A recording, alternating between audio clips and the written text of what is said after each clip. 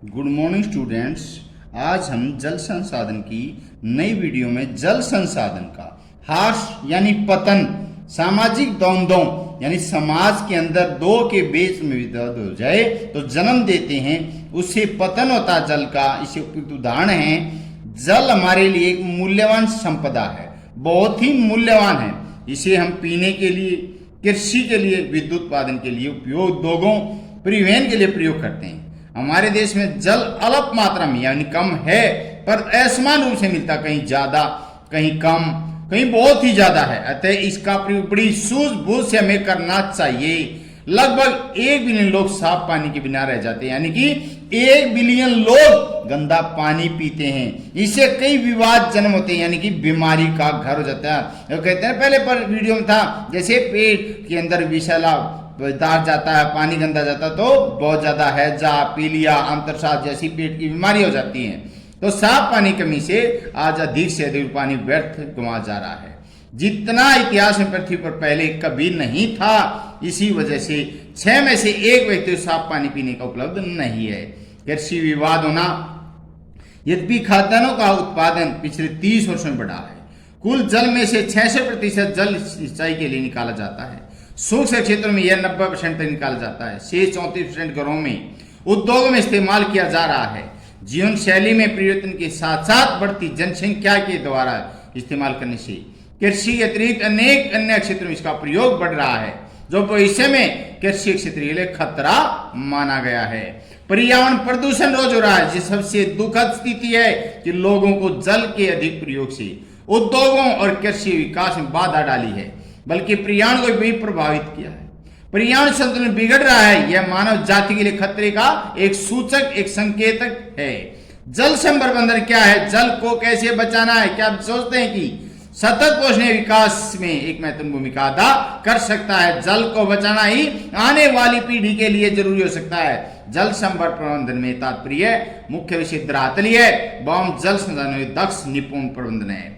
अतः इसके अंदर बहते जल को रोकना, विभिन्न विधियों में भौम जल का संचयन, पुनर्भरण शामिल है। जल संवर्धन के अंतर्गत सभी संसाधन जैसे प्राकृतिक और जल संवर्धन सहित मानवीय संसाधनों के संरक्षण, उन्हें उत्पादन, उपयोग को शामिल किया जाता है।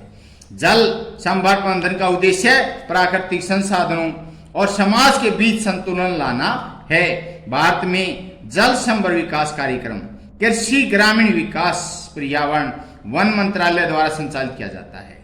जल संवर्धन विधि जल संरक्षण एक महत्वपूर्ण उपाय है। भारत में अनेक जल संवर्धन विकास कार्यक्रम उदाहरण इसमें प्रमुख है। हरियाणा का में अंबाला का एक गांव सुखमाजरी गांव है। इस गांव ने वन और जल संसाधन विकास में पूरे देश में प्रसिद्धि प्राप्त की थी। यह गांव की सामुदायिक यानी सभी आदमियों ने मिलकर सहभागिता से सुखना झील, यानी जो वहां पड़ती है, चंडीगढ़ के अंदर सुखना झील पड़ती है, उस गांव के आदमियों ने, पूरी गांव के आदमियों ने सुखना झील की गाद, यानी जो मलबा नीचे दबकर नीचे था वो निकाला और उसको एक सुंदर रूप दिया था। झील के संगम में 4 रोक बांध बनाए गए तथा अनेक पेड़ पौधे लगाए चारों तरफ। भिखारियों में गांव का जल स्तर ऊपर हो गया, जीवन स्तर भी ऊंचा हो गया, क्योंकि पानी रिस रिस के नीचे जाता रहा तो गांव में अच्छा होगा। अन्य उस क्षेत्रों भी जल संवर्धन विकास की योजनाएं पर्यावरण है।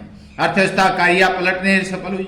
आवश्यकता इस योजना की एक प्रति जागरूकता उत्पन्न करी। इसे एकीकृत जल संसाधन प्रबंधन उपाय में जल संसाधन सतत पूर्ण आधार भी की जा सकती है। और हमें भी चाहिए कि आसपास जो भी तालाब, उनकी सफाई जरूरी है, ताकि पानी रिस रिस के जाता रहेगा तो भूमि के अंदर बहुत ज्यादा पानी बनता रहेगा, जिससे हमारा जल स्तर और पैदावार अच्छी होती रहेगी। तो अब है प्रश्न MCQ। जल के प्रमुख स्रोत 4 हैं।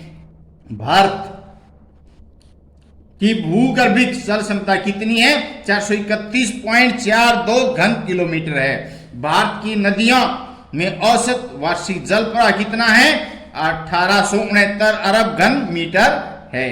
भारत के भूमिगत जल के कुल उपलब्ध संसाधनों कितने प्रतिभाग विकसित है? 32% भाग विकसित है। राष्ट्रीय जल संसाधन नीति अपनाई गई थी 9 सितंबर 1987 को। भारत में 1999 और 2000 के आंकड़ों के अनुसार कुल संचित क्षेत्र कितना था? 8.47 करोड़ हेक्टेयर था। भारत में औसत वार्षिक वर्षा कितनी हुई? 118 सेंटीमीटर। भारत में सबसे अधिक वर्षा होती है मानिसराम, मेघालय, चेरापूंजी, तुर्रा प्रदेश में एक दिन में 1140 सेंटीमीटर वर्षा होती है। राजस्थान के पश्चिमी भागों में कितनी औसत वर्षा होती है?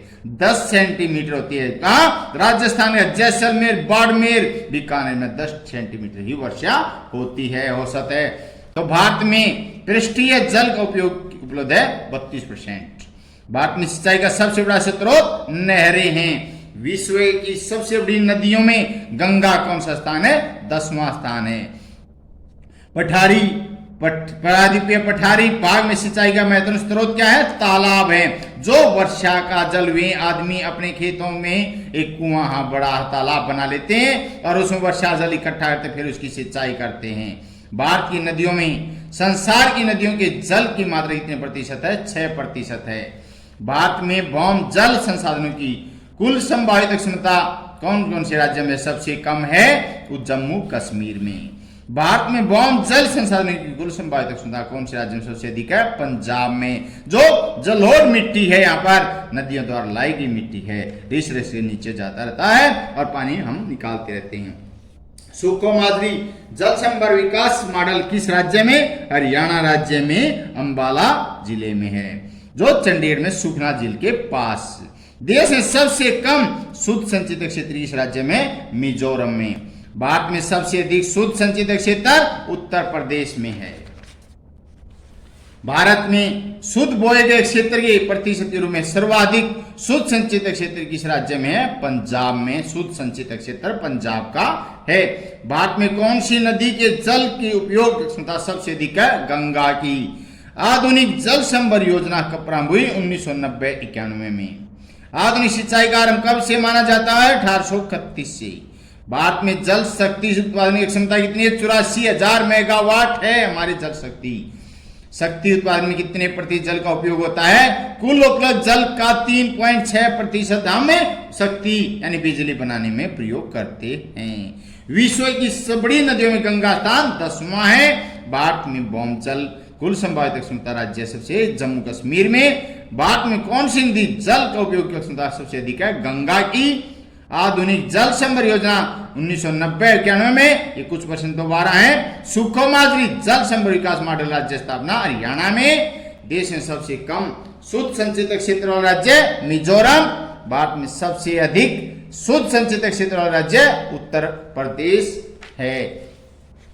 जल किस प्रकार का संसाधन है? प्राकृतिक है, अपने आप बना हुआ है, चाहे वर्षा से है या भूमि के गर्भ के अंदर से है, मनुष्य से नहीं बनाता, ये प्राकृतिक है। आधुनिक सिंचाई का आरंभ कब से माने जाते हैं? 1831 से। भारत की नदियों में औसत वार्षिक जल प्रवाह कितना है? 1869 अरब घन मीटर है। भारत की भूगर्भीय जल क्षमता 431.42 घन किलोमीटर है। भारत के भूमिगत जल के कुल उपलब्ध संसाधन का कितना भाग विकसित किया जा सकता है? 37.24%। सन 1999-2000 के अनुसार भारत की कुल संचित क्षेत्र कितना था? 8.47 करोड़ हेक्टेयर। देश में सबसे ज्यादा शुद्ध संचित क्षेत्र है, सबसे कम संचित क्षेत्र मिजोरम, सबसे ज्यादा उत्तर प्रदेश का है। शुद्ध बोए गए क्षेत्र के प्रतिशत के रूप में सर्वाधिक शुद्ध संचित क्षेत्र राज्य पंजाब। धन्यवाद। आज